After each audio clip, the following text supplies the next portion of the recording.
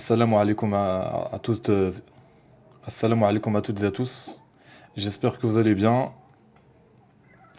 Alors, nous allons continuer la partie 2 donc du live de la dernière fois, concernant le fait que les djinns se travestissent en fait, enfin ils travestissent la lumière pour induire en erreur les zuhri. Donc comment s'y prennent-ils? Donc nous avions fait la partie 1 que vous retrouvez sur ma chaîne YouTube.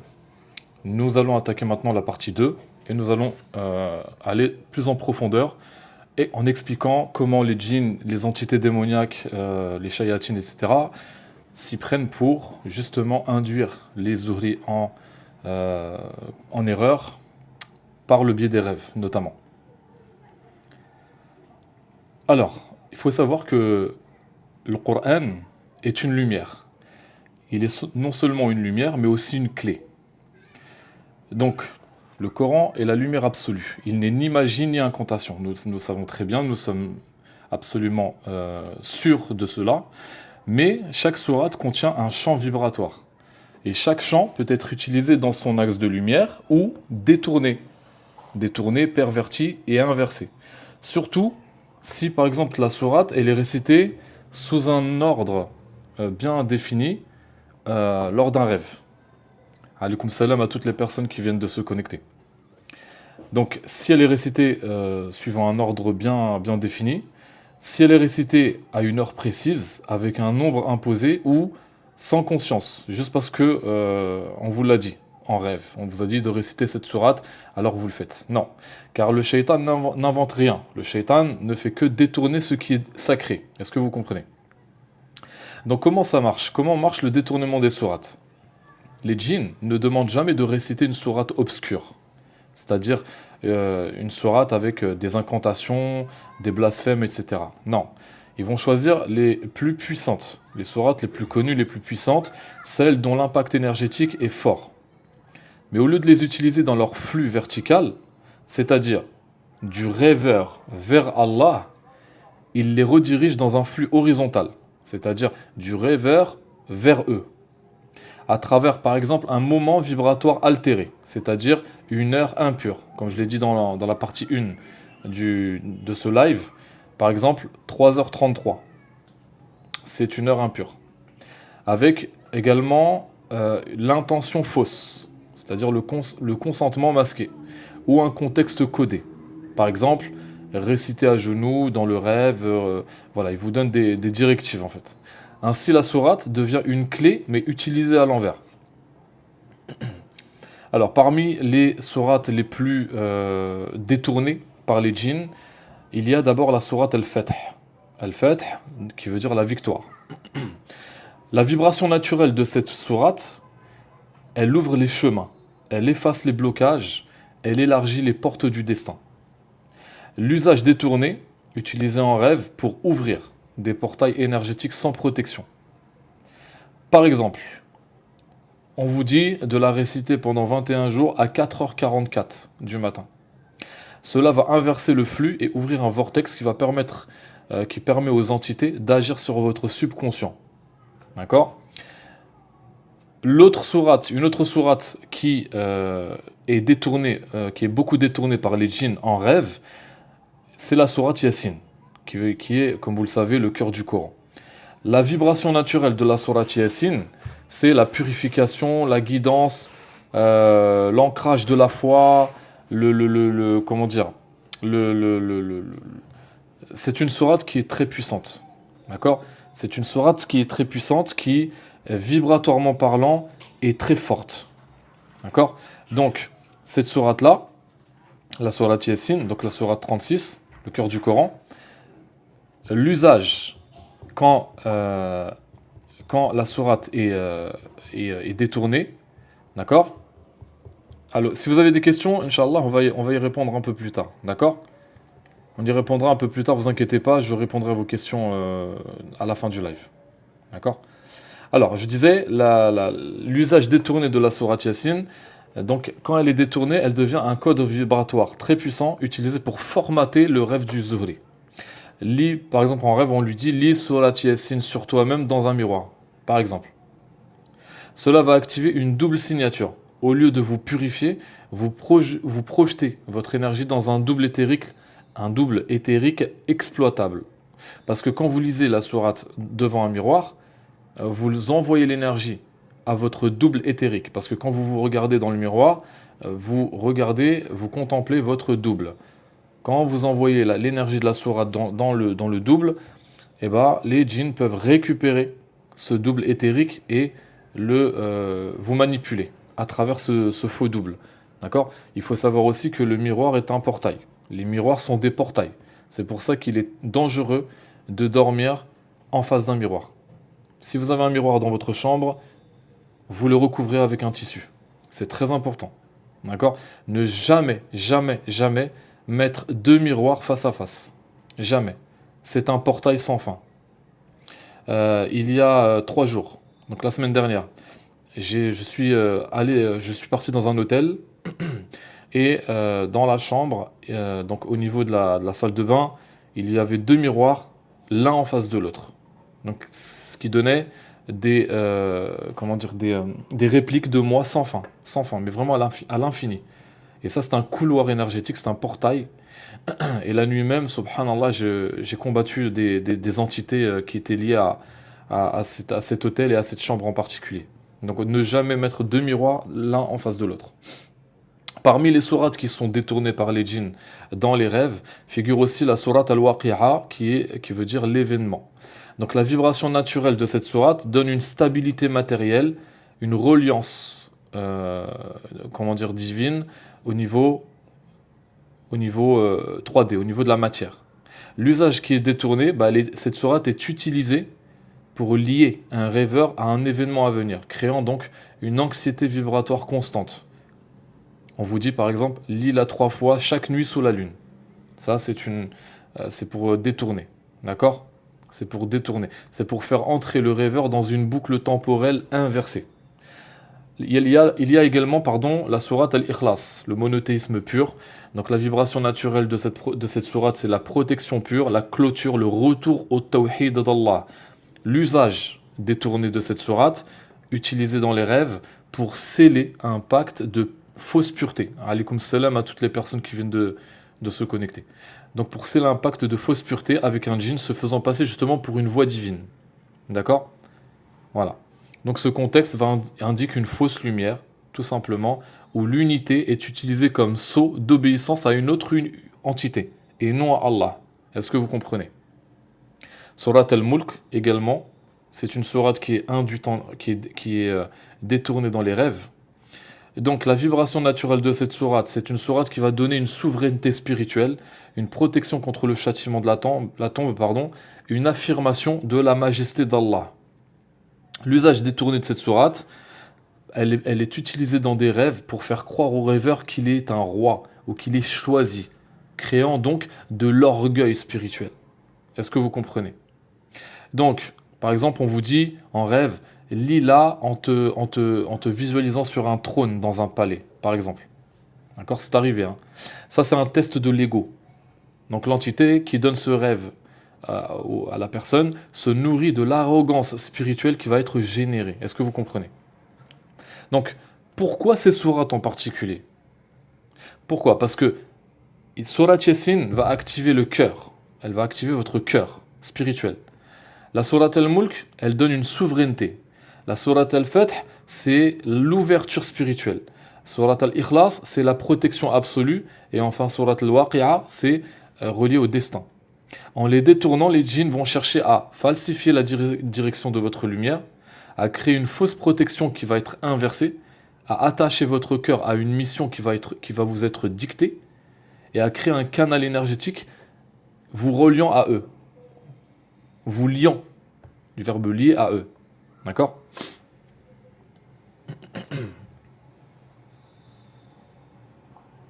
Alors, le Coran est parfait en soi. Mais utilisé avec une intention négative, il devient une antenne qui est détournée. Ce n'est pas la sourate qui est le piège, parce que la sourate, c'est la parole d'Allah. Le Coran, c'est la parole d'Allah. C'est l'injonction qui entoure la sourate. C'est l'intention qui l'encadre. C'est l'énergie qui la commande. Est-ce que vous voyez ce que je veux dire? Voilà. Donc faire très très attention à tout ça. Alors, pourquoi le moment du sommeil est une cible privilégiée? Pourquoi? Parce que pendant le sommeil, votre mental rationnel se désactive. Une partie de votre âme, donc votre corps astral, le corps émotionnel, quitte partiellement le corps. Vos barrières vibratoires naturelles s'abaissent. Votre champ énergétique devient entièrement perméable et réceptif. Et votre subconscient est complètement ouvert à une influence directe, quelle qu'elle soit. Et c'est à ce moment précis que les djinns vont se glisser dans vos rêves sous forme déguisée. Ils vont projeter des ordres inversés. Ils vont infiltrer des voix douces et faussement angéliques, se faisant passer justement pour des anges. Ou ils vont utiliser vos souvenirs et votre foi contre vous. Donc l'objectif, ces rituels, ils visent quoi? Ils visent à fermer les accès psychiques qui sont ouverts de manière naturelle, à bloquer les entités en rêve, à éteindre les fréquences de réception astrale qui sont non désirées, et à sceller l'aura dans un bouclier de fausse lumière, tout simplement.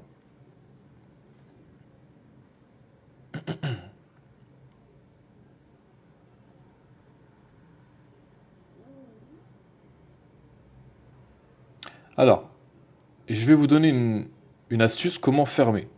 Comment fermer, donc c'est un protocole complet de protection avant de dormir. Alors, donc je précise que ce live sera retranscrit sur YouTube, donc vous pourrez le retrouver dessus. Donc je ne vais pas me répéter. D'accord? Alors, si vous faites un rêve étrange, ou vous recevez une injonction, lis telle sourate à telle heure, dans tel endroit, etc. Vous allez faire un rousl, donc le lendemain du rêve, au réveil, ou au moment du réveil, vous allez faire un rousl avec 7 feuilles de cidre, de jujubier.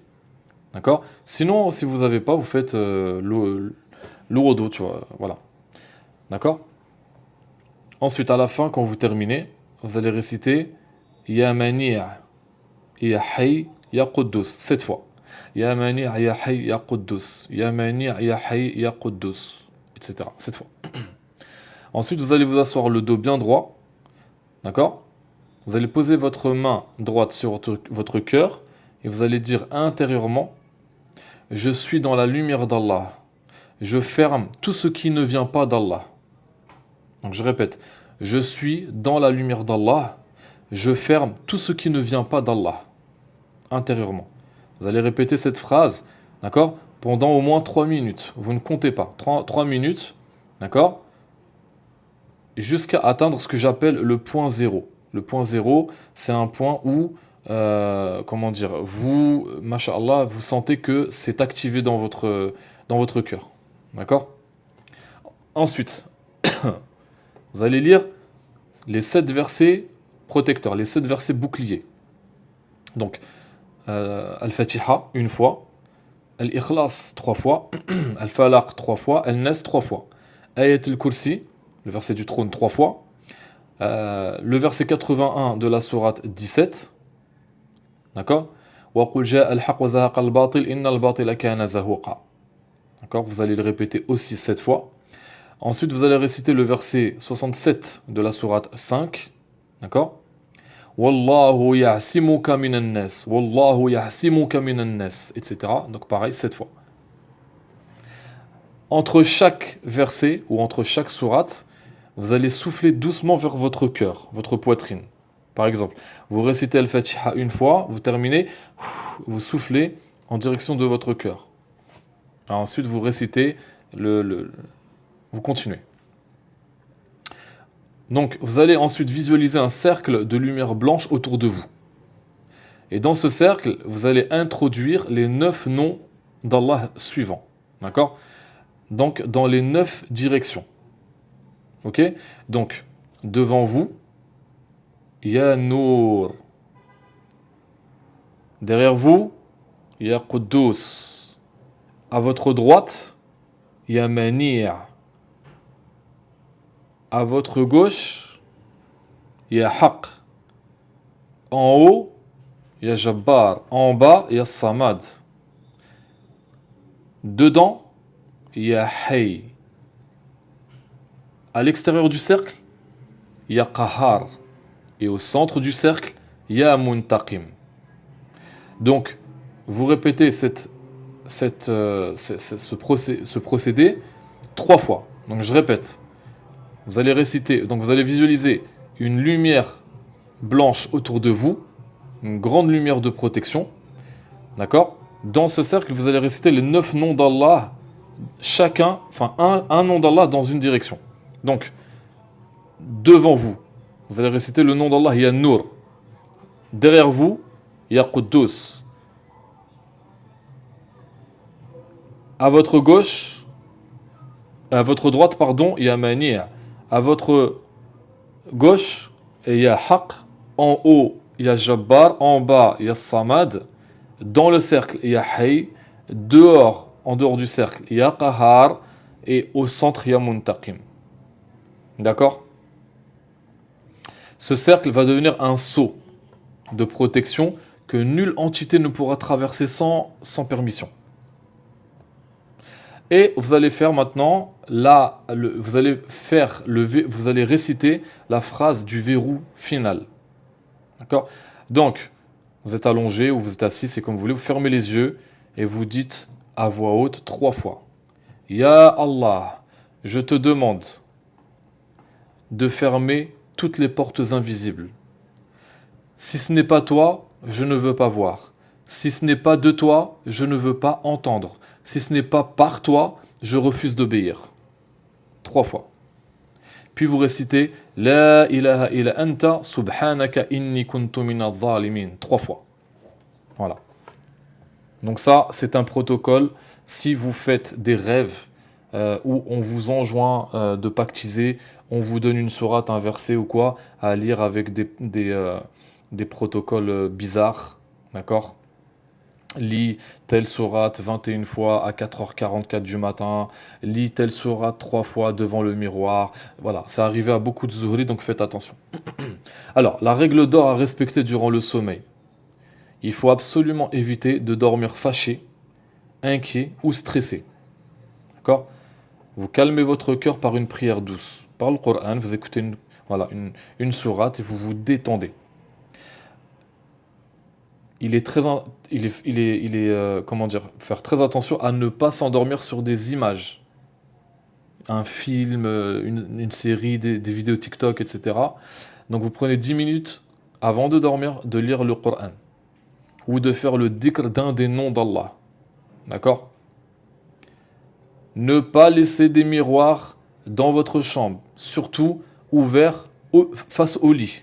Faites attention. Il faut les couvrir ou détourner leur axe. Parce que ce sont des portails. Je vous l'ai dit tout à l'heure, les miroirs sont des portails. Il faut éviter de manger lourd ou acide avant de dormir. Il faut manger une nourriture sobre, légère. Il faut éviter de s'endormir sans protection. Voilà. Donc ça, c'est les règles d'or à utiliser avant de dormir. Et si vous êtes fatigué, d'accord, ça arrive, hein, et ben vous faites vos ablutions, vous récitez Surat al-Fatiha 1 fois, Al-Ikhlas 3 fois, Al-Falaq 3 fois, Al-Nas 3 fois. Et vous dites, Ya Haqq, je t'appartiens cette nuit, ferme mes portes et ouvre-moi ton voile. Je répète, Ya Haqq, je t'appartiens cette nuit, ferme mes portes et ouvre-moi ton voile. En fait, donc pendant 3 minutes, vous récitez cette phrase. En faisant ça, vous allez fermer le champ astral aux entités démoniaques, aux djinns malveillants. Voilà. Ces protocoles, personne ne vous les donnera. Je vous le dis. Et encore, là, je vous donne des choses assez légères. Alors, pourquoi les Zuhri rêvent-ils plus profondément que les autres? Parce qu'ils portent tout simplement un canal actif entre les mondes.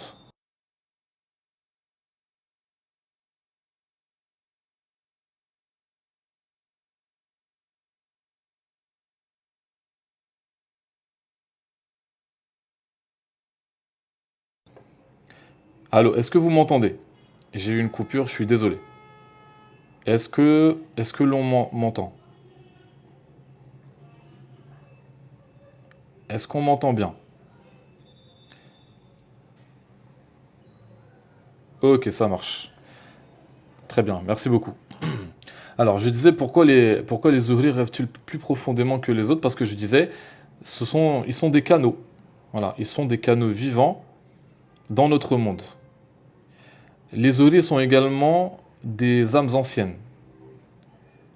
Le Zuhri possède une structure énergétique qui est perméable. Qui est perméable. Alors, c'est Yassine avec un E. Barakallahu fik akhi, Allah yahfadek. Euh, il possède également une baraka génétique et spirituelle. Les deux. Et enfin, comme vous le savez très bien, le Zuhri est un accès naturel aux plans intermédiaires. Au barzakh, au malakut, à alam al-mital, etc. Leur sommeil n'est pas un simple repos, c'est une session astrale, souvent traversée par des visions claires, des voix angéliques, des enseignements, des prédictions, des avertissements, des rêves prémonitoires, etc. Mais ce que Allah donne aux Zuhri, les djinns cherchent à l'imiter justement, et pour le voler. Donc il y a ce que j'appelle aussi le phénomène d'inversion démoniaque du rêve Zuhri. Beaucoup de Zuhri ne savent pas que leurs rêves peuvent être interceptés, inversés, parasités, ou même transmis à une autre entité. Par exemple un médium, un sorcier, un djinn sorcier, etc. D'accord? On ne devient pas Zuhri, on est Zuhri. On est Zuhri de naissance, on ne le devient pas. Alors, je vous donne un exemple d'inversion. Allah t'envoie un rêve où tu vois un sabre. Donc un sabre, un désert, un homme voilé. Mais en rêve, un djinn se greffe à la scène et il va changer les symboles. Donc le sabre devient un serpent, le désert devient une mer noire de ténèbres, et l'homme te donne un ordre. Tu penses avoir vu une guidance, mais ce que tu as vu, c'est le mirage d'un rêve qui a été capturé par les djinns, justement. Alors c'est Yassine avec un E. Alaykoum salam Touriya, comment vas-tu? Ça va? Masha'Allah. Alors, quels sont les mécanismes de falsification des rêves? Par exemple, quand le rêve il est clair, l'action du djinn consiste en un changement de décor, des symboles altérés. Quand c'est un ressenti, il y a l'ajout d'une émotion extérieure, par exemple une fascination, une fascination excessive, une peur irraisonnée, etc. Quand c'est un enseignement, ça c'est le détournement du message original. D'accord?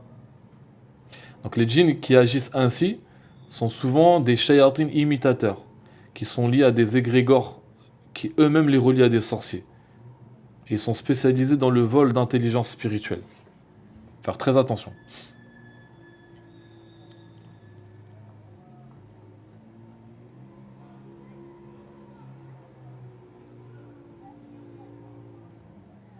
Et quand on rêve qu'on nous dit nous-mêmes qu'on veut pactiser. J'ai pas compris ta question.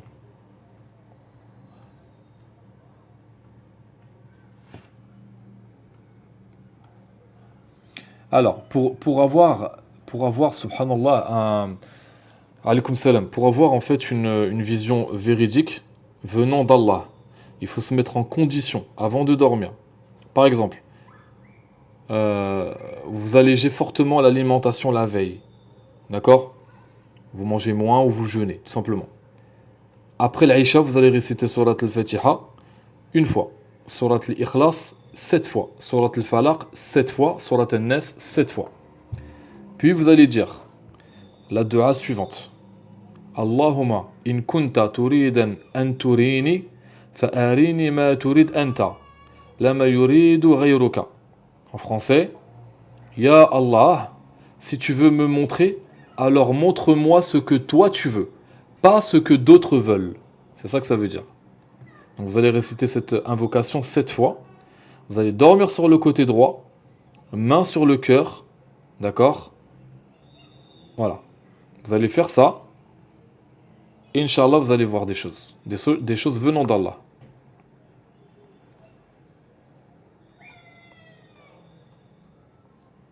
Alors, la condition. Alors, Aïcha, je vais faire un live. Vous inquiétez pas, je vais faire un live où je vais détailler les démons. Les démons, les djinns qui sont connus dans le folklore marocain. D'accord? Malika, Mira, Aïcha, Bachahamou, Mimoun, tous ces démons-là, d'accord, qui induisent en erreur beaucoup de Zuhri. Et je vais faire un live très complet, très détaillé. On va détailler tous ces djinns, on va énoncer leurs caractéristiques. Voilà, je vais vous les détailler, je vais vous donner même des protocoles contre eux. Voilà, ce matin, par exemple, j'avais une patiente qui est touchée par Malika, une démone qui est très subtile, Malika. Voilà, leur couleur, ce qu'ils aiment, ce qu'ils n'aiment pas. On va tout détailler, Inch'Allah. Donc, je disais, ce protocole-là, vous allez attendre 3 jours. Si le rêve est clair, vibrant, toujours vivant dans votre cœur, alors il est véridique. D'accord? S'il s'efface, ça veut dire qu'il a été falsifié ou injecté, tout simplement. L'entité, elle ne peut rien en fait sans votre consentement. Ça, c'est ça qu'il faut vous dire. La clé, c'est votre consentement. Même si un rêve est infiltré, si vous refusez intérieurement l'ordre que l'entité vous a donné, rien ne sera scellé, astralement parlant. Le silence du cœur peut annuler un pacte onirique, justement. Car le verbe d'Allah est plus fort que tous les rêves réunis. D'accord? Voilà.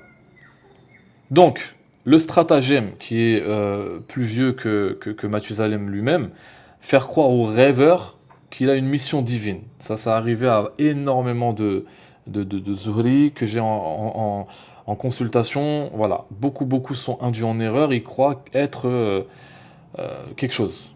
D'accord? Alors, le piège le plus dangereux n'est pas l'attaque frontale. Non. Parce que si un démon vous attaque frontalement, vous allez savoir que c'est un démon. Un djinn ou un démon. D'accord? Justement, le piège le plus subtil, c'est celui qui commence par flatter l'âme, qui vous donne un ordre, qui vous fait croire que vous êtes choisi, élu, et qui impose ensuite un ordre à suivre. Un dhikr, une récitation, une action précise, selon des jours précis, selon des moments précis, avec des nombres précis. Donc c'est un ordre en fait, on vous donne un ordre. Donc, le faux ange, l'entité qui se cache derrière cette belle apparence, euh, elle apparaît toujours en rêve vêtue de lumière. Oui, une signature c'est un pacte. Quand vous rêvez que vous signez un papier avec un inconnu, vous êtes en train de pactiser avec un djinn. J'ai beaucoup de patients qui, malheureusement, pas plus tard qu'il y a 2 semaines, je crois, 2, 3 semaines, quelque chose comme ça, une patiente à moi, donc je l'avais complètement nettoyée, et subhanallah, à l'arrivée, qu'elle était attablée, donc à une table en bois, enfin avec du marbre au sol, etc. Et c'était solennel en fait, c'était une réunion solennelle, donc il y avait des personnes avec elle, et en face il y avait un homme, et en fait il lui tend un contrat, et elle le signe. Elle me dit c'est quoi ça? Je lui dis t'as pactisé, t'as accepté le contrat, malheureusement. Voilà. Parce que la personne est faible spirituellement. Donc il y a une brèche psycho-émotionnelle, une brèche dans sa psyché, dans son subconscient, et l'entité pénètre par là. Elle a beau faire 1 milliard de ruqya, si elle ne soigne pas comment dire, son trauma, sa blessure de l'âme, ça reviendra tout le temps. Voilà. C'est pour ça qu'on parle de guérison holistique. C'est pas la ruqya, c'est pas juste je récite le Coran sur toi et voilà, basta. Non, c'est plus profond que ça.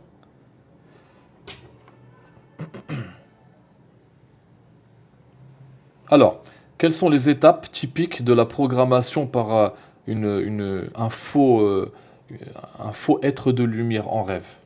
Alors, tout d'abord, il y a l'apparition sublime. Alors, vous voyez des ailes, vous voyez de la lumière blanche, vous sentez du parfum, c'est le calme, c'est surfait en fait. Vous voyez ce que je veux dire? C'est surjoué. Voilà. La pièce de théâtre, c'est trop. L'acting, il est trop prononcé en fait. Vous voyez ce que je veux dire? Ensuite, il y a toujours un message flatteur. Tu es l'élu, tu es attendu, tu es de ceux qui ouvriront le chemin. Exactement, c'est théâtral, tout à fait. Je l'avais dit ça dans le premier live. Donc tu es le guide, tu es je sais pas quoi, etc. Troisièmement, il y a la transmission d'un savoir ou d'un dhikr, c'est-à-dire la récitation. Enfin, l'entité vous donne un nom, un verset, à un moment spécifique avec un nombre bien particulier. Et vous avez ensuite l'impression d'une mission. Alors, d'une mission solennelle, c'est-à-dire que il faut le faire pour activer votre rôle. Et si vous ne le faites pas, vous encourez ça, ça, ça et ça. Et enfin, il y a le scellement ou le scellage. Je sais pas si on dit scellement ou scellage du verbe sceller, du lien. Donc, par un geste, par un toucher, par une lumière qui entre en vous, etc. À ce moment-là, le pacte énergétique est signé dans le rêve. Et l'entité peut désormais projeter dans votre subconscient des idées, des injonctions, même des émotions qui ne viennent pas du haqq, mais qui viennent d'elle. Pourquoi en particulier les zuhris? Pourquoi les zuhris sont visés? Parce que leur lumière attire les entités, même à distance. Ils peuvent ouvrir des portails entre dimensions. Les zuhris sont génétiquement alignés sur certaines clés célestes. Et ils contiennent en eux des fréquences rares, utiles, justement au système du Dajjal. Vous voyez?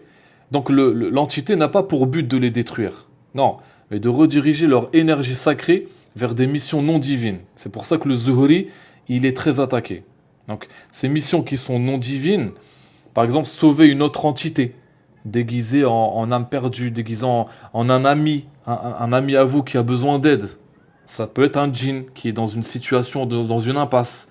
Et donc on utilise l'énergie de ce zuhri-là pour sauver, ou entre guillemets, aider tel djinn, qui a revêtu l'apparence d'un être qu'il connaît, un être cher de sa famille ou de ses amis, pour l'induire en erreur. Les zuhris sont aussi utilisés pour libérer un lieu contaminé, justement, et s'y faire piéger. Ou transmettre un message à quelqu'un, et donc ouvrir un vortex entre deux auras. Vous voyez? Donc faire très très attention.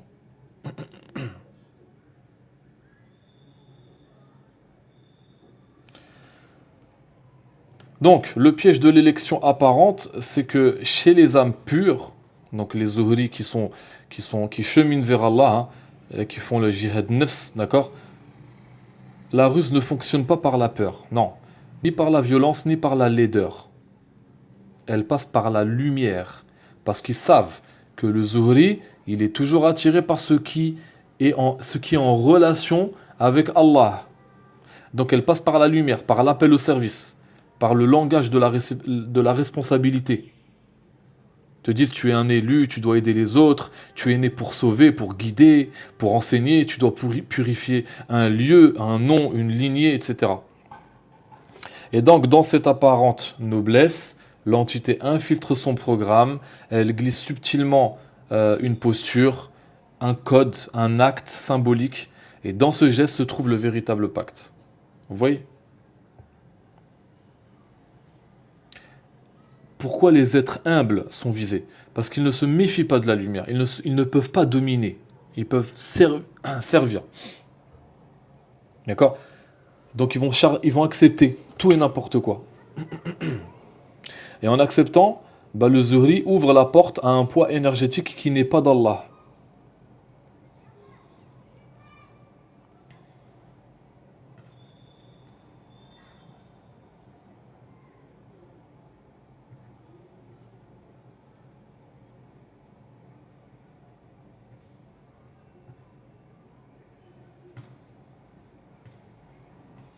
Je vais vous donner un autre protocole.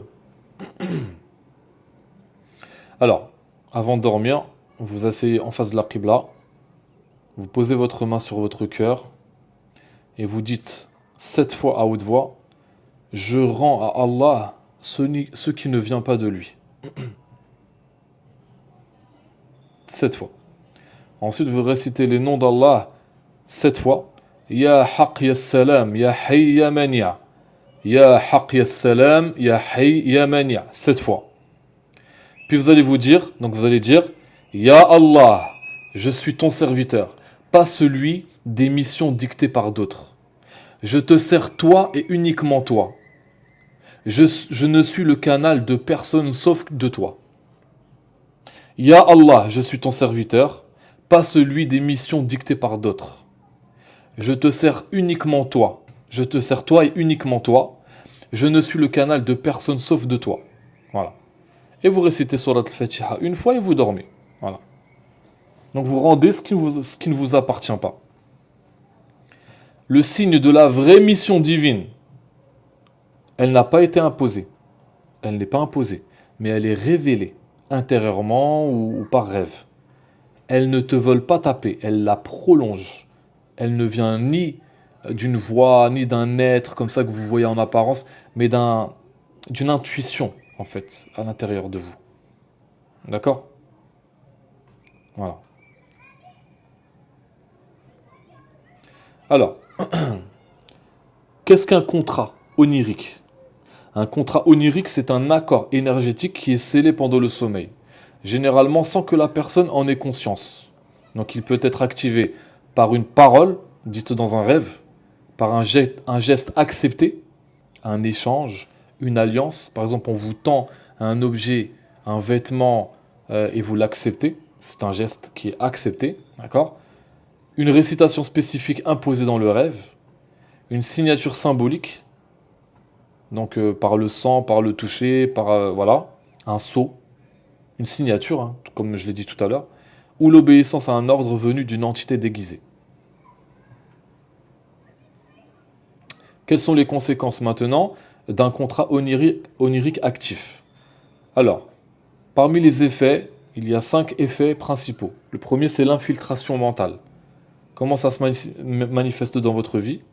Ce sont des pensées induites, des dhikrs automatiques, une voix interne, mais insistante.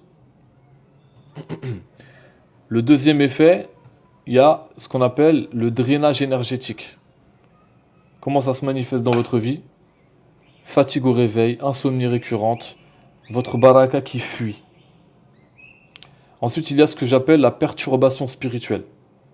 Comment ça se manifeste? Une rupture du lien avec le Coran, une agitation durant la prière, vous n'êtes pas en paix. Le quatrième effet d'un contrat onirique, c'est la confusion identitaire. Vous avez l'impression d'avoir une double mission. Vous êtes là et là en même temps. Ou plutôt vous n'êtes pas là et vous n'êtes pas là en même temps. Une perte de clarté en fait dans votre vie. D'accord? Et enfin, le dernier effet, c'est la liaison à une entité. Une vision récurrente. Des flashs, des ordres, en rêve. Vous voyez toujours la même personne, ou sous diverses apparences, mais vous savez dans le rêve que c'est elle. Voilà.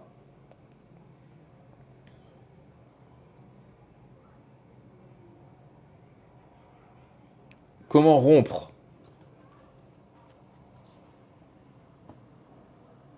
Comment rompre cela? Alors, si une entité vous a parlé sans être Allah, sans être mandatée par Allah, elle n'a aucun droit de vous imposer un pacte. D'accord? Ça, c'est clair. Donc, vous allez préparer de l'eau, du sel pur, du cidre, du musc. Vous allez vous asseoir pardon, en face de la Qibla. Vous allez avoir une intention claire, une niya. Parce que le zuhri, il a une niya forte.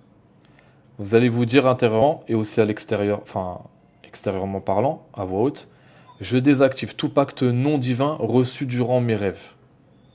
Je désactive tout pacte non divin reçu durant mes rêves.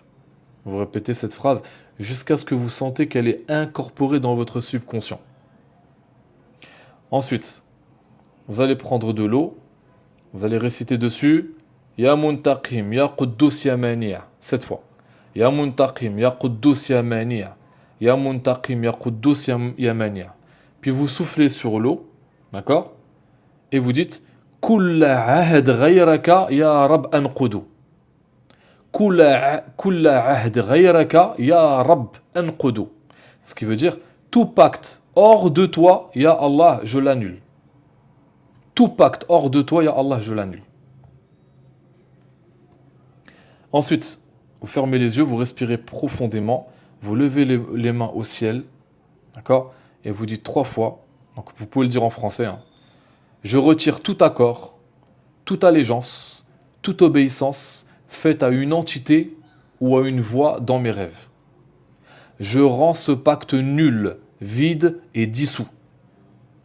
Je ne suis que le serviteur du haqq, Allah.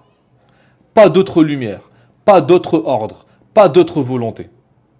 Voilà, vous récitez 3 fois cette phrase. Ensuite, vous allez lire les 5 versets de rupture. Verset 102 de la sourate 6.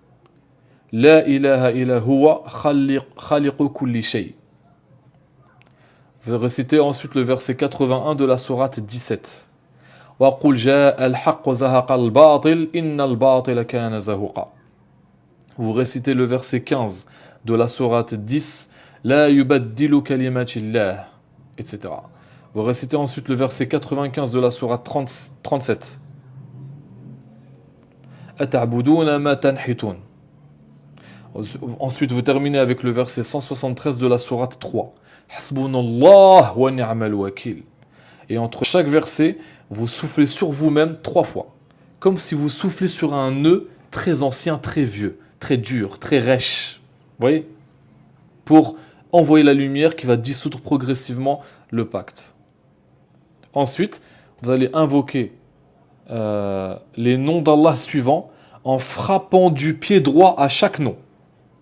Quand vous allez frapper avec votre pied droit, c'est comme si c'était une conviction formelle. C'est comme le juge, quand il rend son verdict, il frappe avec un petit marteau.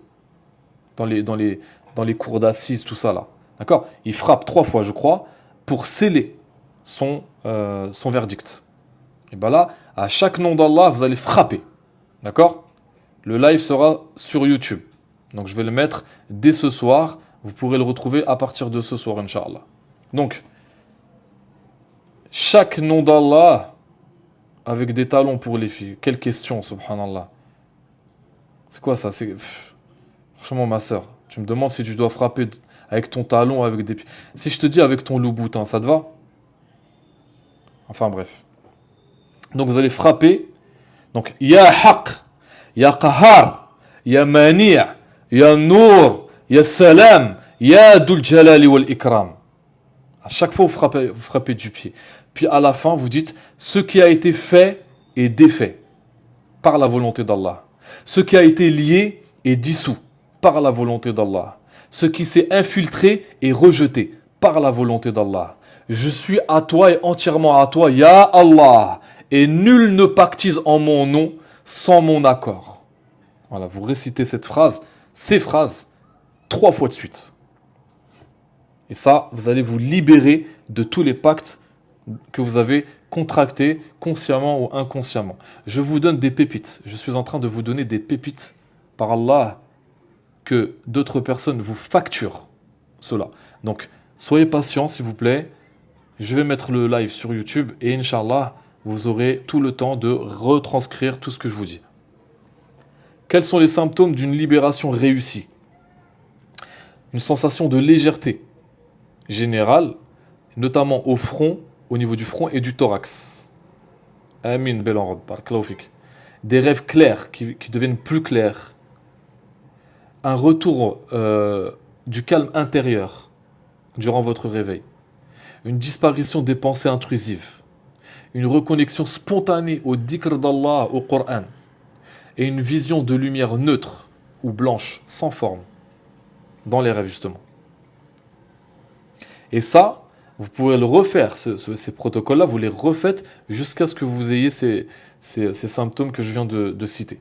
D'accord? Vous allez répéter ces rituels, d'accord, tous les jeudis soirs. Tous les jeudis soirs. Pourquoi jeudi soir? Alors c'est Yassine avec un E, Y-E. Allah yahfadek Mohamed Ali. Alors, alaykoum salam à toutes les personnes qui viennent d'arriver, je suis désolé. Je fais pas attention, donc voilà. Je vous passe le salam.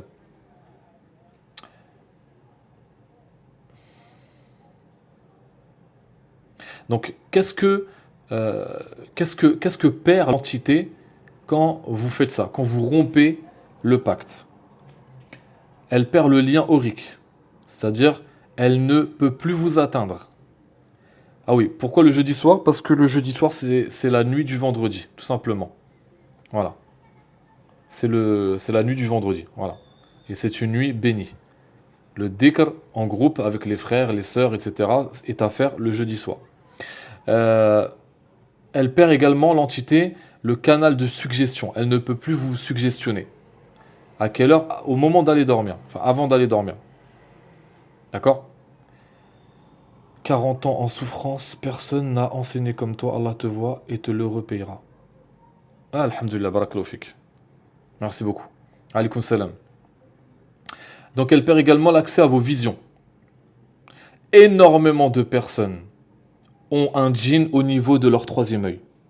Énormément. Vous n'avez pas idée du nombre de personnes qui ont un djinn dans leur troisième œil et qui croient avoir des visions véridiques. Alaykoum salam Dalila, ça va?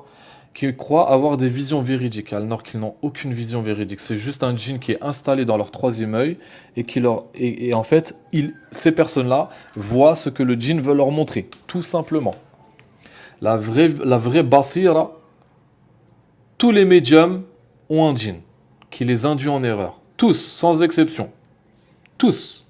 Les médiums sont les marionnettes des djinns. D'accord? La vraie basira, c'est la basira du cœur. Tu vois avec l'œil du cœur. Ces médiums, etc., ces thérapeutes et tout, ils sont induits en erreur. Ils sont complètement esclaves de diverses entités. Voilà.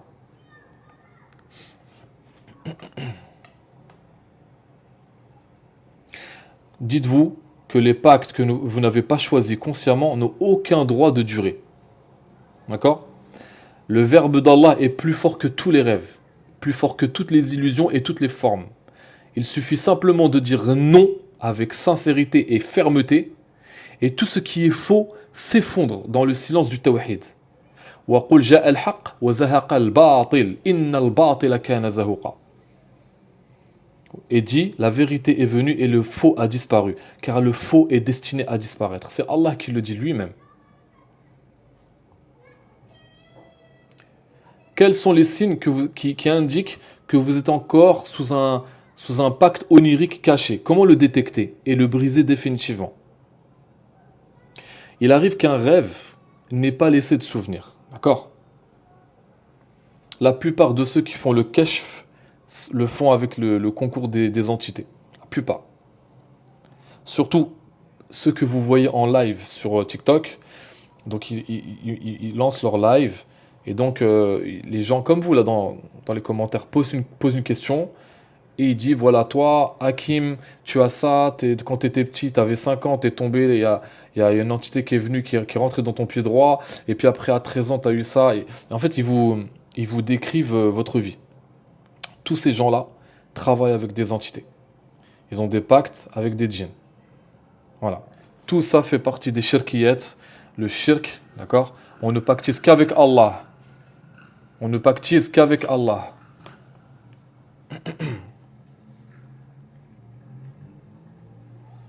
Donc, il arrive qu'un rêve ne laisse pas de souvenir dans votre mémoire, alaykoum salam, ou bien qu'il semble neutre, voire agréable, et pourtant dans ses couches profondes, un pacte a été suggéré, inséré dans une image, une parole, un geste, et scellé à travers votre inconscient. Alaykoum salam ilham. Comment vas-tu ma soeur? Masha'Allah, ça fait plaisir. Et ce type de pacte est le plus subtil, car il est invisible, il est non verbalisé, il est non identifié. Ça, c'est difficile à détecter, ça. Et pourquoi ils sont difficiles à détecter? Parce qu'ils sont programmés par des entités qui sont très très très anciennes, qui ont des millénaires, qui connaissent la psyché humaine sur le bout des doigts, et ils savent comment la manipuler. Parce que ces mêmes entités utilisent des failles émotionnelles.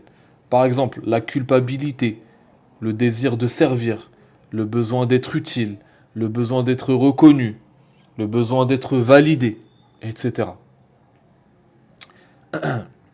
Ces rêves ne provoquent pas de choc. mais une léthargie de l'âme. Vous voyez? Parce qu'il s'aligne parfois sur des éléments vrais, des versets, des noms d'Allah, mais utilisés hors contexte. Quels sont maintenant les signes? Alors, vous me permettez, je vais boire un peu d'eau, parce qu'il fait chaud. Bismillah.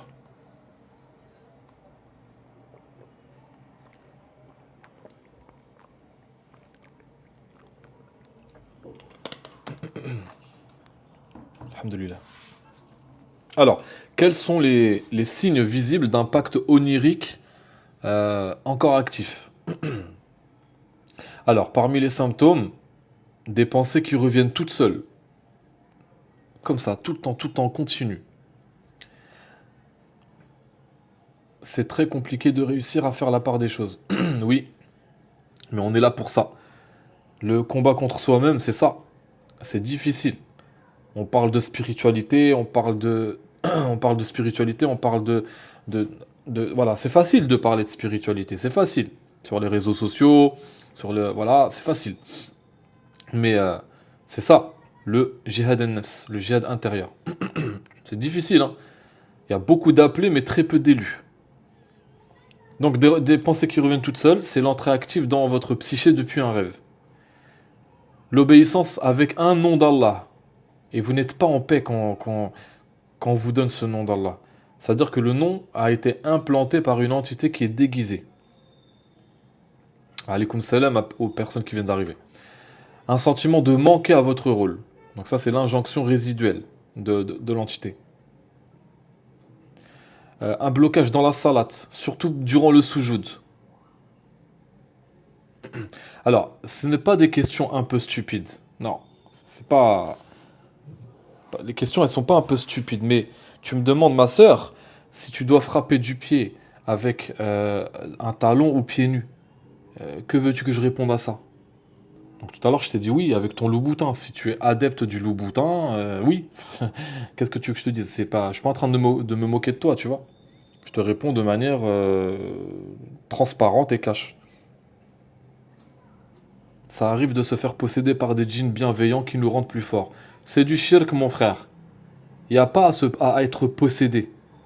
C'est interdit. Ils savent très bien. Un djinn, un vrai djinn qui craint Allah et qui, comment dire, qui est pieux, ne rentre jamais dans un corps humain. Il sait très bien que c'est interdit.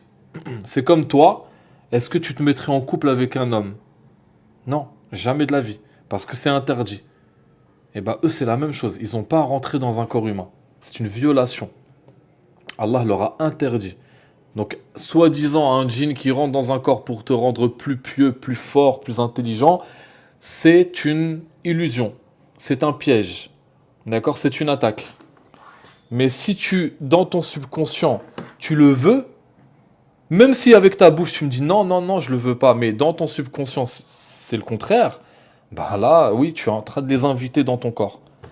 Tout se fait par consentement. Tout se fait par consentement. C'est la loi du consentement, tout simplement. Donc déjà, en posant cette question, déjà, il y a une volonté de vouloir, déjà. Le simple fait de poser la question ouvre ton subconscient à ce type de suggestion. Est-ce que tu comprends? Parce que quelqu'un qui est relié à Allah, qui est vraiment relié à Allah, ne cherche même pas ça. Ne cherche même pas à avoir la réponse à cette question. Tu comprends ou pas ce que je te dis? Donc le simple fait de poser la question, c'est une ouverture, c'est une tentation. Tu as ouvert une brèche dans ton subconscient. Même si maintenant, tu me dis non, non, c'est pas vrai, c'était juste une question que je pose comme ça, c'est faux. Ton subconscient dit le contraire. Alaykoum salam, Houda. Simhiliya, je t'ai pas vu. Comment ça va? Missio, ça va? Alhamdulillah. Je t'avais pas vu tout à l'heure. Donc, voilà. Alaykoum salam à toutes les personnes qui viennent se connecter.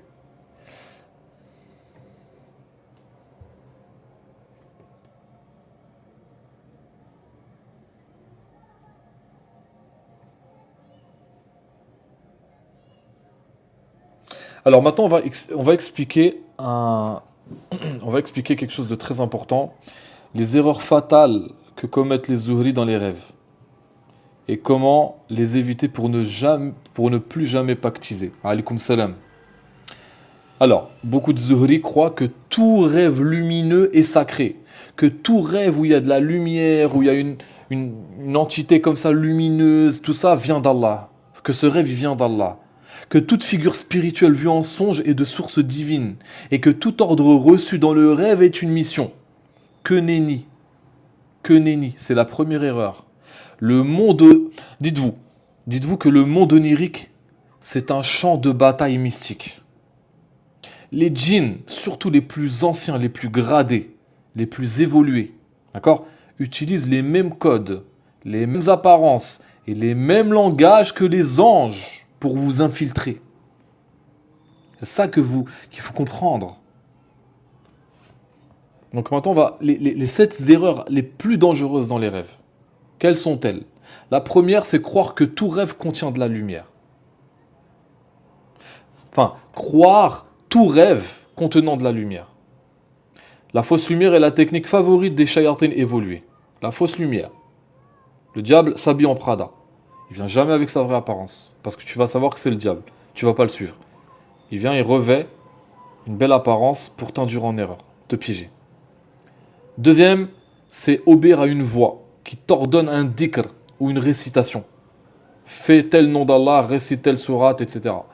Cela équivaut à un consentement énergétique, même inconscient. Accepter un objet dans un rêve. Un anneau, une bague, un bracelet, un livre, une clé. D'accord? Tu as reçu un outil de connexion. Donc une autorisation d'entrée. Quatrièmement, voir un double de toi. Un autre toi-même. Amélioré. Plus évolué qui te parle. L'entité utilise ton propre visage, ta propre signature énergétique pour te convaincre sans résistance. Cinquièmement, signer ou tracer un symbole, même sans le comprendre. D'accord? Même sans le comprendre. Cela peut suffire à sceller un pacte. Subhanallah. Sixièmement, suivre quelqu'un dans un rêve sans lui demander son identité. Tu vois une personne, voilà, d'apparence pieuse, qui marche, toi tu le suis. Cela signifie que tu as donné accès à ta guidance intérieure. C'est ça.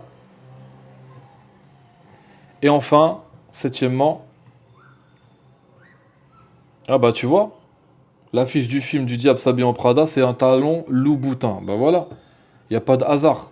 J'étais inspiré pour sortir cette marque-là. Non, je rigole. Une petite blague à part. Donc septièmement, réciter un nom, une sourate sur demande. Sur demande d'un être que tu vois en rêve. Ça, c'est une obéissance spirituelle détournée. Surtout si le nom, c'est un nom d'Allah.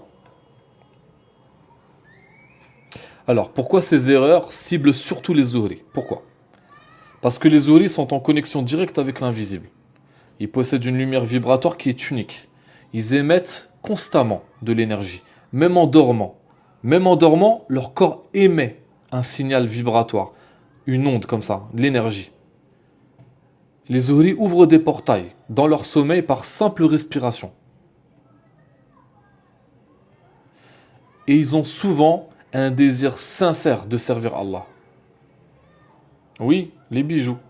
Recevoir une bague, un bracelet, voilà. Alors, il y a le cas d'un Zuhri qui disait qu'il avait rêvé qu'un vieillard lumineux lui mettait un anneau à l'index. Et il lui disait, avec ceci tu guériras. Et donc quand il s'est réveillé avec la main chaude. Toute chaude. Résultat, la guérison, elle est devenue obligatoire.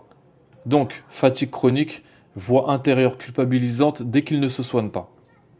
Enfin, dès qu'il ne soigne pas. Dès qu'il ne soigne pas. Donc là, Zama, c'est une injonction à soigner les gens. Est-ce que vous comprenez? Tu rêves que tu fais la ruqya aux gens, là, il n'y a aucun problème. Quand vous rêvez que vous faites la ruqya aux gens, c'est-à-dire que vous êtes un zuhri guérisseur. Vous devez utiliser votre énergie pour soigner les gens. Là, vous rêvez que vous faites la ruqya tout seul. Il n'y a pas quelqu'un qui vous dit faites la ruqya, récite ça, etc. Ça n'a rien à voir. Il y avait une autre patiente qui disait un être m'a dit dans mon rêve répète Ya Razak 313 fois tous les vendredis après Salat al-Asr et tu ne manqueras jamais de rizq. En le faisant, d'accord, en faisant ce dhikr-là, c'est un attachement obsessionnel, une difficulté à prier sans penser à l'argent. Donc l'entité, elle va mettre ça dans son subconscient. Comprenez ou pas? Donc le rêveur, il est devenu dépendant de ce dhikr pour justement introduire l'amour de l'argent, l'attente de l'argent dans son subconscient. Si personne nous demande de réciter et qu'on récite nous-mêmes, il n'y a aucun problème. Tant que les soldats d'Allah n'agissent pas comme ça. Les soldats d'Allah parlent par comment ça s'appelle ça? Par télépathie. Et ils n'imposent pas les soldats d'Allah. C'est ça qu'il faut comprendre.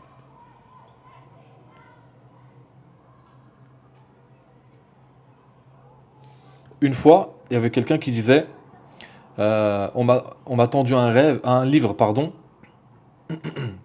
On m'a tendu un livre avec des lettres de lumière. Et j'ai commencé à lire un nom étrange que je ne connaissais pas.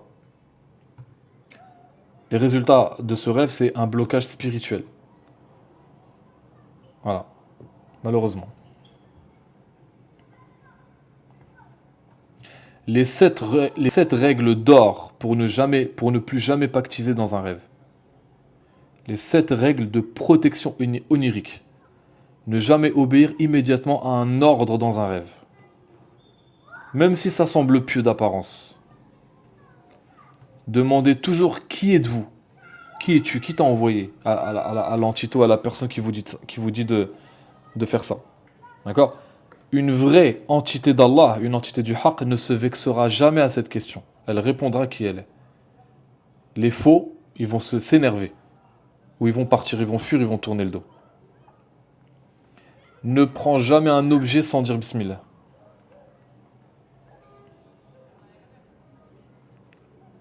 Ne jamais réciter un nom dans un rêve sans avoir validé son origine éveillée.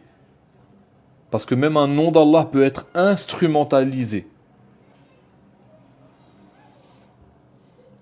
Si on vous donne quelque chose à réciter et que ça devient une obligation dans le rêve, essayez d'interrompre le rêve, essayez de vous réveiller. D'accord? Ne jamais suivre une entité sans visage. Parce que des fois, il y a des entités qui apparaissent dans le rêve, mais vous ne voyez pas leur visage. C'est flou. D'accord? Ce sont des entités de programme, de programmation.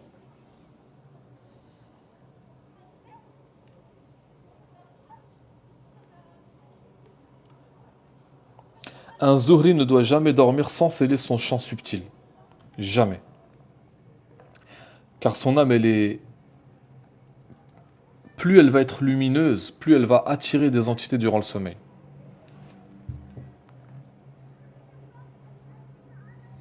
Je vais vous donner un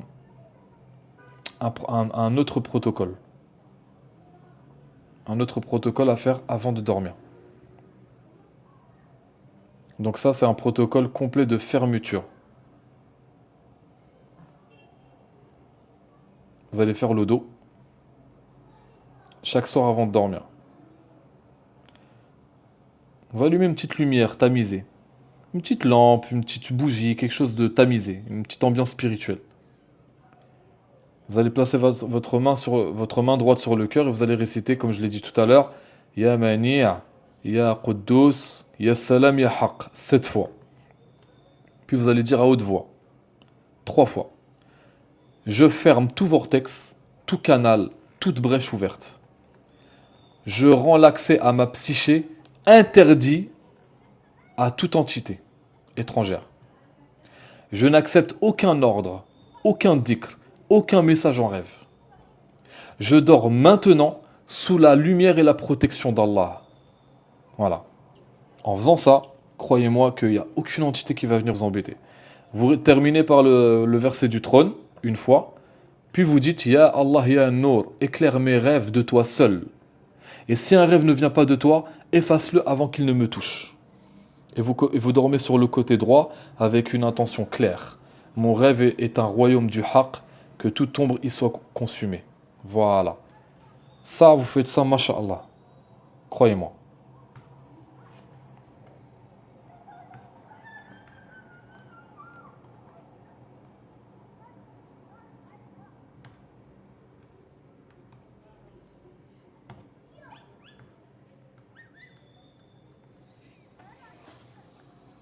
Alors, qui sont les zuhris dans le monde invisible? Un zuhri n'est pas seulement un humain à part. Dans les mondes subtils, le zuhri, c'est une balise de lumière interdimensionnelle. Subhanallah. Leur lumière, elle émet constamment, ce que j'ai dit tout à l'heure.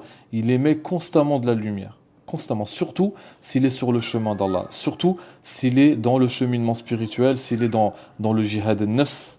D'accord? Il travaille sur ses défauts intérieurs, sur ses passions, sur ses péchés, ses faiblesses. Donc il fait un jihad al-nafs.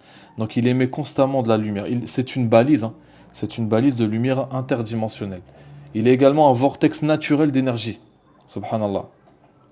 C'est un porteur de codes célestes. C'est un canal de baraka. Et c'est le gardien de sauts vibratoires. Donc c'est pour ça que les zuhris sont visés, sont attaqués. En fait, le zuhri, il est connecté à des réalités métaphysiques que même certains djinns ignorent. Ce que voient, c'est intéressant maintenant de décrire ce que voient les entités quand elles regardent un zuhri. D'accord? Dans le cas d'un shaitan, d'accord? Un shaitan, un démon, qu'est-ce qu'il voit quand il perçoit un zuhri? Il voit une lumière qui déchire ses voiles à lui. Une lumière qui l'aveugle, qui le déchire. Quand c'est un djinn ancestral, un djinn millénaire comme on dit, il voit une source énergétique pure. Quand c'est un djinn amoureux, il voit un cœur ouvert, une vibration affective pure. Une entité rituelle, c'est-à-dire qui a été envoyée par comment dire, de la sorcellerie, lui, il voit une clé pour ouvrir des plans supérieurs. Parce que le but des djinns inférieurs, eux, ils vivent dans les inframondes, dans les mondes d'en bas. Donc il y a le bas astral, le moyen astral et le haut astral. Eux, c'est d'ascensionner. Ils veulent ascensionner, mais par la ruse, par la manipulation, par le mensonge, par la perversion. Vous voyez ce que je veux dire? Donc ils veulent ascensionner, ils veulent gravir. Parce que dans l'astral, il y a ce qu'on appelle des sous-plans. J'ai oublié le nom. Subhanallah, j'ai le nom au bout de la langue. Je l'ai perdu. Il y a des couches en fait différentes de l'astral. D'accord? Donc eux, ils veulent ascensionner, ils veulent monter en fréquence. Donc, ces entités veulent soit détruire le zuhri, soit le détourner, soit le pousser à pactiser, soit le parasiter. Oui, des strates, exactement, des strates. Les 5 énergies secrètes du zuhri que les entités convoitent. Donc la première, c'est la lumière primordiale non falsifiée. La lumière primordiale non falsifiée. D'accord? Parce que le zuhri qui est resté sur sa fitara, qui est resté sur son énergie, de base, hein, il émet une énergie qui est pure, en fait, qui est restée sur le haqq.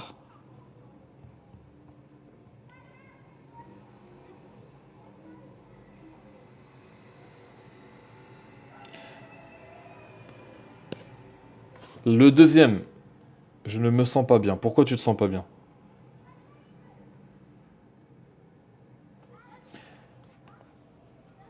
Donc la lumière primordiale non falsifiée du zuhri, elle permet de voir au-delà des voiles de la matrice. La deuxième énergie qu'il recherche, c'est la capacité de résonance vibratoire avec les noms d'Allah. Pourquoi? Parce que cette énergie peut activer des codes célestes qui sont dormants. Troisième type d'énergie, c'est le canal pur vers le monde des anges, qui va permettre aux djinns de s'approcher de la lumière, qu'ils ne peuvent pas atteindre tout seuls. Parce qu'il faut une quantité astronomique d'énergie pour approcher les mondes angéliques. Quatrième type d'énergie, l'empreinte énergétique des prophètes anciens. Beaucoup de Zuhri ont en eux un reste des lignées adamites, des lignées abrahamiques et des lignées mohammediennes. Et enfin, le dernier type d'énergie, c'est le corps astral qui est fractal. C'est-à-dire leurs rêves peuvent ouvrir des portails entre les mondes sans invocation. Comme ça. Est-ce que vous comprenez? Donc, les entités veulent utiliser le Zuhri comme un portail. Ce qu'elles ne peuvent pas faire seules, elles veulent le faire en passant par un Zuhri. Donc, soit lui faire réciter un nom à un moment précis, bon, je l'ai dit tout à l'heure, j'ai expliqué, soit le faire aller dans un lieu particulier. Encore ce matin, je regardais un live d'un Rouhani qui est connu sur TikTok, qui est au Maroc, qui met du khol dans ses yeux, etc. Et lui, il va dans des lieux. Il va dans des lieux, des cascades, des grottes et tout. Il fait ça pour les entités, en fait. Parce qu'il a pactisé. Donc le gars, il est obligé de faire ça. Il est obligé de se rendre à ces endroits-là, de faire des tokos, des rituels et tout, pour renouveler les pactes qu'il a avec ces entités. Même si elles sont musulmanes, même si elles sont... voilà. Je donnerai pas son nom. Pour pas lui faire de la pub. Donc, soit donc le faire aller dans un lieu particulier, ou le faire dormir à un moment donné. Le faire soigner. Donc ils lui disent, tu vas soigner les gens sans demander quoi que ce soit. Les Rouhani, ce sont des Zuhri qui ont à la base une baraka. Mais ils ne recherchent pas Allah, ils recherchent les djinns. Eux, ils recherchent les capacités, ils recherchent les pouvoirs, ils recherchent comment dire, voilà, les capacités, les pouvoirs, voilà. Et ça, c'est un piège. C'est un piège parce qu'on ne recherche pas les capacités. Les capacités, c'est l'ego. On ne recherche pas les pouvoirs. On recherche Allah. On ne recherche pas les karamats.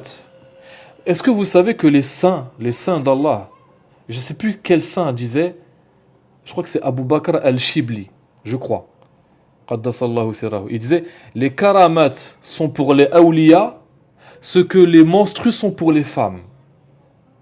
Les karamats, les miracles des saints, c'est comme le sang des menstrues chez les femmes. Vous comprenez ou pas? C'est-à-dire, ils fuient les karamats. Les awliya Allah, ils fuient. Ils ne sont pas là pour faire des karamats. Ils sont là pour Allah.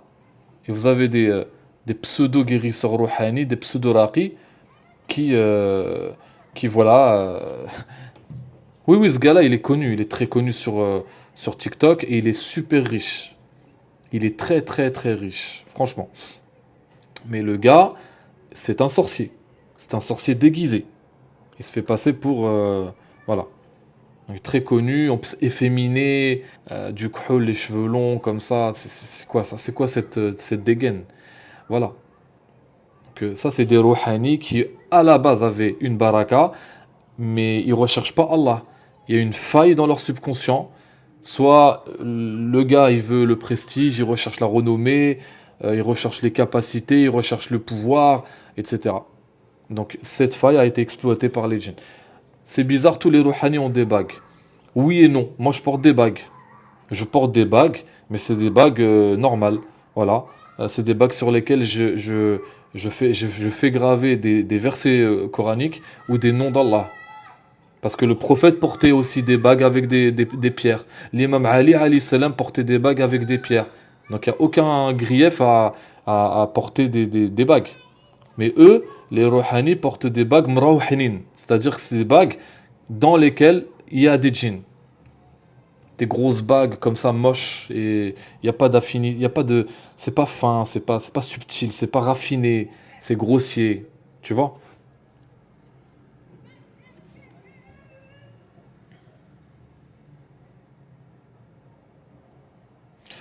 Non, je ne rentre pas aux toilettes avec mes bagues.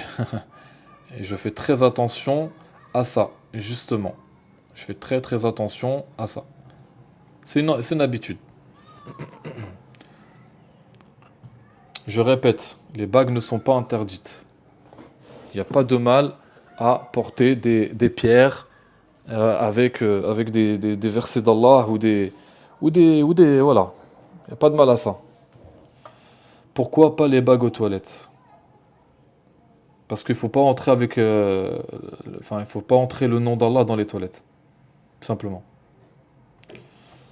Ils ont une aura lourde et ils sont là pour l'argent. Ils sont là pour la renommée, le prestige, l'argent. C'est tout. De toute façon, voilà.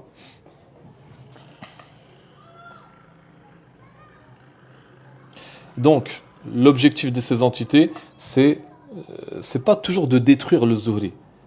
C'est plus subtil. Elles veulent que le Zuhri devienne leur propre canal. Vous voyez? Que ce Zuhri-là pense faire le bien, qu'il prie, qu'il soigne, qu'il guérit, qu'il enseigne les gens, mais avec une brèche active. Ce qui les nourrit sans qu'ils ne le sachent. Et c'est le cas des Rouhani.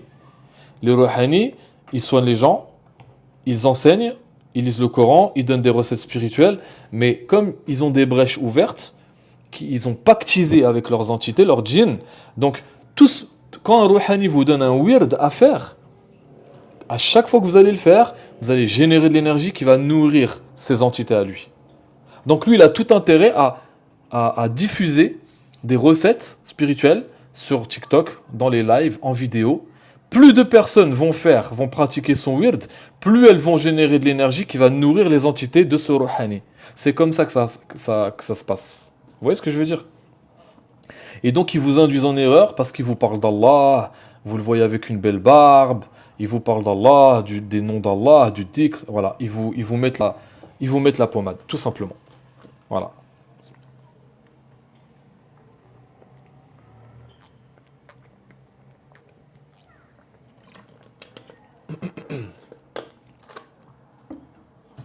C'est très subtil.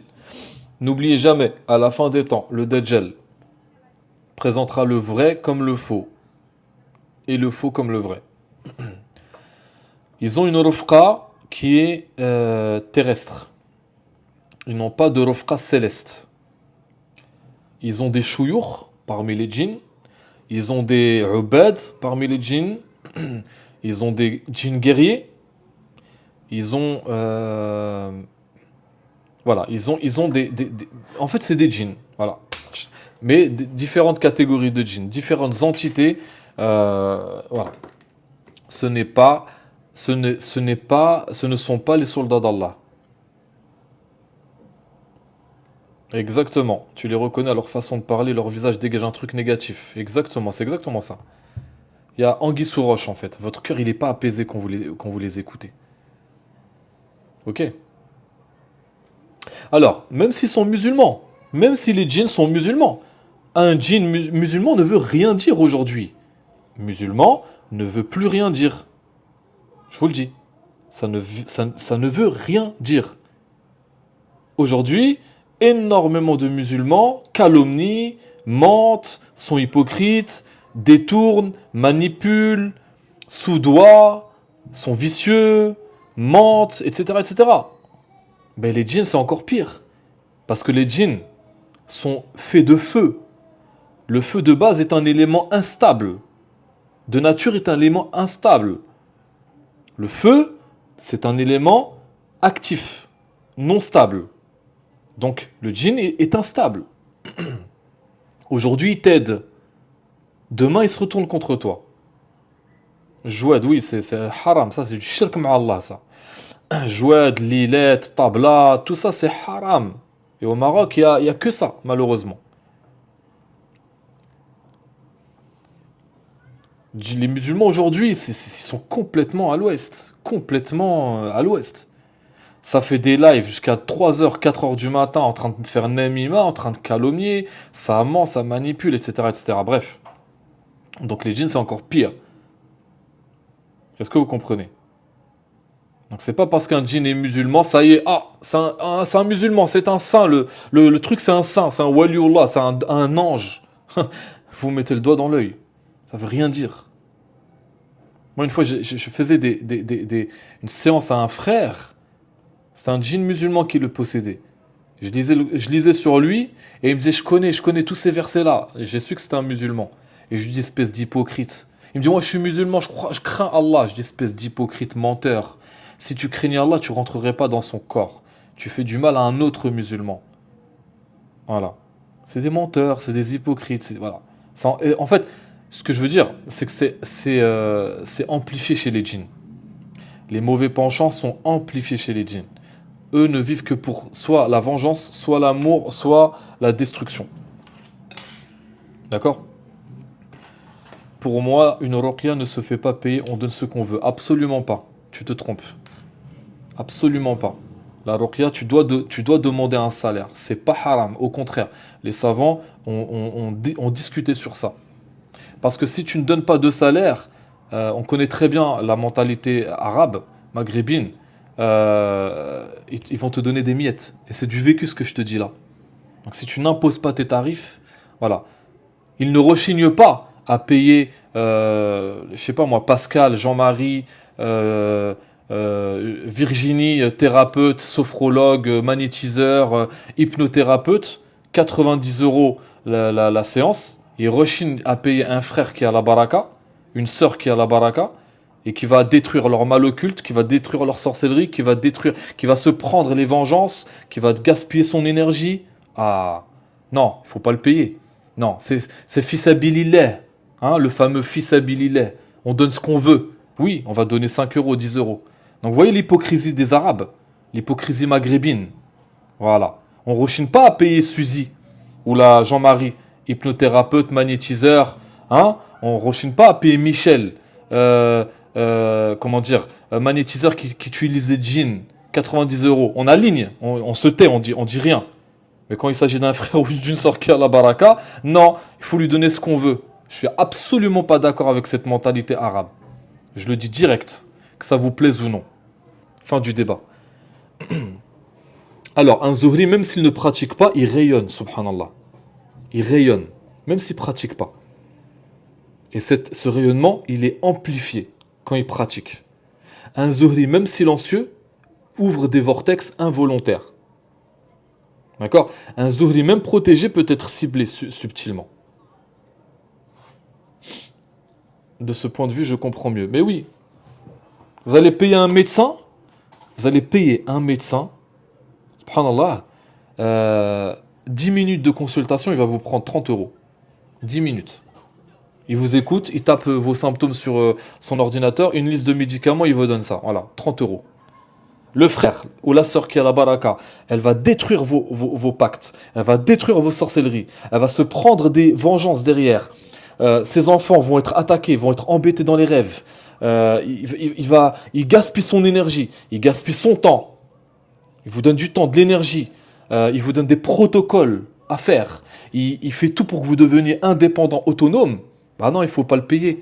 Non, c'est fisabilillah, c'est juste de la ruqya. Voilà l'inconscient collectif maghrébin. Voilà. Un médecin 30 euros, un raqi 300 euros. Ton raqi c'est un charlatan. Voilà. Mais 300 euros quoi? 300 euros la séance? Si c'est 300 euros la séance, c'est de l'escroquerie pour moi. Tout travail mérite salaire. Alhamdoulilah. Heureusement qu'il y a des frères et des sœurs, machallah, qui... Voilà. Au contraire, moi, si je rencontre un frère qui a une baraka, une sœur qui a la baraka, je l'aide. Je l'encourage. Je dois donner du ta'dim à sa baraka. Je dois donner de l'importance à sa baraka. Mais non, Jean-Michel, thérapeute, sophrologue, 90 balles, allez, on aligne, pardon. Enfin bref. Après, c'est chacun voit comme il veut. Le Maroc est un... Attendez, excusez-moi. Il y en a un, il m'a demandé 2500 euros. Bah, ça, c'est un escroc, c'est un voleur, voilà. Moi, vous savez que quand je fais des séances... Non, tu m'as pas énervé, Guy, dans ses ressentis. Je parle avec conviction. Je suis pas énervé. Quand je fais des séances et que je vais prendre ma douche, wallahi, il y a des particules noires. Alors que je suis propre, je l'ai dit plusieurs fois dans mes lives. Je passe le savon, le shampoing, tout ça 2 fois. Moi, je le fais 2 fois. 2 fois le shampoing, 2 fois le savon sur mon corps. Et, enfin, le gel douche, pardon. Donc je suis entièrement propre. D'accord? Je prends ma serviette, je m'essuie. Wallahi, wallahi, wallahi. Dans la baignoire, il y a plein de petits points noirs, comme des petites paillettes noires, partout sur la baignoire. Ça, c'est l'énergie que j'ai captée de mes patients. C'est leur mal, c'est leur maladie, c'est leur pensée négative. Voilà. Mon corps, il nettoie. Donc voilà, c'est pas. Alors, le Maroc, c'est un portail immense. C'est le pays dans lequel, enfin, c'est le pays au monde où il y a le plus de portails, le Maroc. C'est un carrefour en fait, le Maroc. C'est pour ça que il y a beaucoup de sorcellerie au Maroc. Voilà. Il y a beaucoup d'Aouliya aussi enterrés. Le Maroc est le pays où il y a le plus de saints qui sont enterrés. Plus de 12 000 Aouliya Allah enterrés au Maroc. Plus de 12 000. Donc pour contrebalancer cette lumière, bah voilà. Malheureusement, il y a beaucoup de. Oui, il y a des portails aussi en Algérie. Mais le Maroc, c'est autre chose. Non, dis pas ça, guerrière de lumière. Dis pas, il y a mieux que moi. Alors, plus qu'en Algérie. Alors voilà, toujours la fameuse comparaison Maroc-Algérie. Subhanallah. Qu'est-ce que je voulais dire? Euh, pourquoi le Maroc te fait peur, subhanallah? Le Maroc est un pays phénoménal, magnifique. Magnifique. Enfin bref. Khair, Inch'Allah. En Algérie aussi, il y a des portails.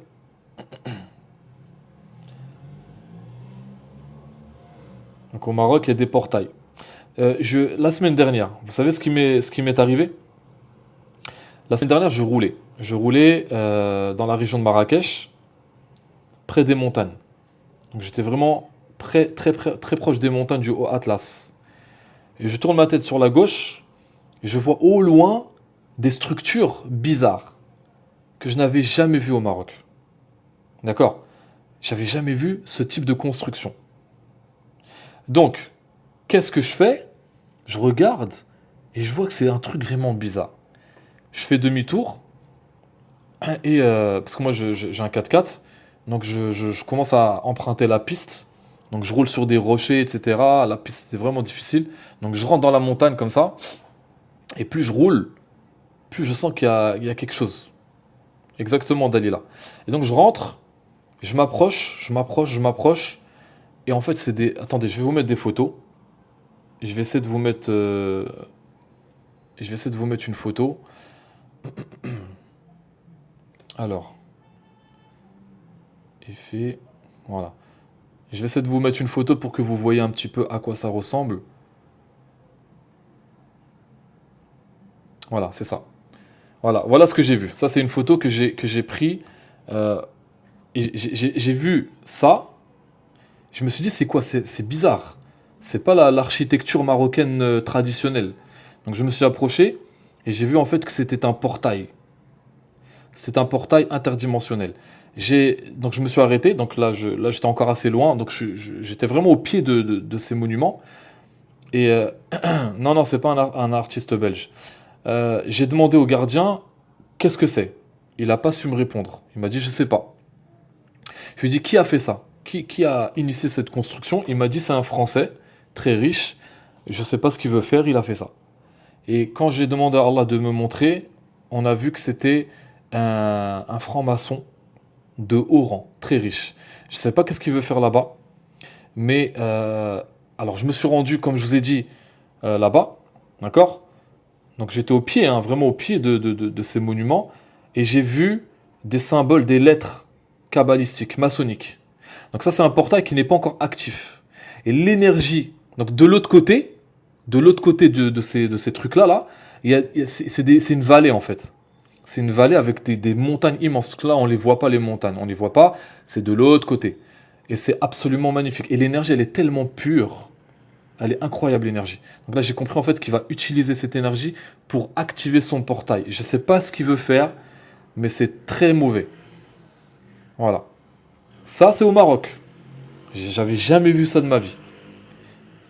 Le soir même, donc j'étais parti avec une connaissance à moi, le soir même, cette personne-là, elle a fait un rêve où elle a vu des entités comme donc des géantes, hein, c'était géantes ces entités sous forme de caméléons qui étaient liées à ça là, à ces constructions bizarres.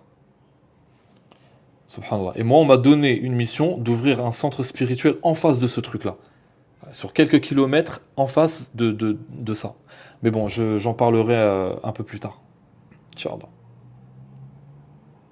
Donc ouais, c'est pas anodin. Vous voyez ce que je veux dire? C'est pas anodin. Regardez la forme. Regardez la forme, regardez la structure. C'est pas normal.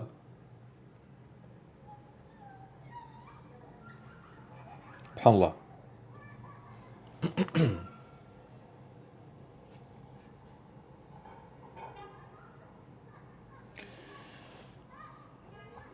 Bon, frères et sœurs, je vais rendre le live. Je vais fermer le live. J'espère que vous avez apprécié. N'hésitez pas si vous avez des questions. N'hésitez pas si. Alors, je vais mettre le live sur YouTube. Donc ce soir, il sera sur YouTube, Inch'Allah, d'accord? Vous pourrez retranscrire toutes les recettes spirituelles que j'ai données, tous les protocoles pour désactiver les implants éthériques, etc. D'accord? Allah yahfadkoum, prenez soin de vous et faites très attention à vous. Le prochain live que je vais lancer, je ne sais pas quand est-ce que je vais le lancer, ça sera sur les différents djinns dans le folklore marocain. Donc on va détailler les djinns qui sont adorés, astaghfirullah, au Maroc. Donc Aïcha, Mira, Bacha Hamou, tout ça, là, tous ces démons. D'accord? Voilà. Prenez soin de vous et je vous dis à très bientôt. Salam alaikum.